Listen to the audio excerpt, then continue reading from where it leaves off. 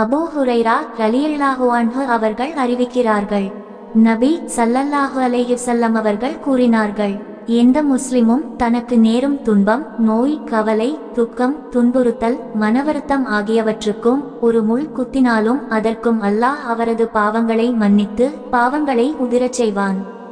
நூல் புகாரி. இந்த ஹதீஸ் வாழ்க்கையில் ஏற்படும் சிறுதுன்பங்கள் முதல் பெரிய சோதனைகள் வரை அனைத்தையும் பொறுமையுடன் எதிர்கொள்வது முஸ்லிமின் பாவங்களை மன்னிக்க வழிவகுக்கும் என்பதை காட்டுகிறது. பொறுமை என்பது துன்பங்களை தாங்குவது மட்டுமல்ல, அவற்றை அல்லாவின் நாட்டப்படி ஏற்றுக்கொண்டு அவனிடம் நம்பிக்கை வைப்பதும் ஆகும். நோய், இழப்பு, அவமானம் போன்றவற்றை அமைதியுடன் தாங்குதல். தவறான செயல்களை செய்ய ஆசைப்பட்டாலும் அல்லாவின் கட்டளைகளை பின்பற்றி தவிர்த்தல். தொழுகை, நோன்பு போன்ற இறையாணைகளை சிரமங்கள் இருந்தாலும் தொடர்ந்து செய்தல். மேற்கண்ட ஹதீஸ் பொறுமையுடன் துன்பங்களை தாங்குவது பாவங்களை நீக்கும் என்கிறது. குரானில் நிச்சயமாக அல்லாஹ் பொறுமையாளர்களுடன் இருக்கிறான் என்று கூறப்பட்டுள்ளது. பொறுமையாளர்களுக்கு எல்லையற்ற கூலி வழங்கப்படும். அல் குரான்.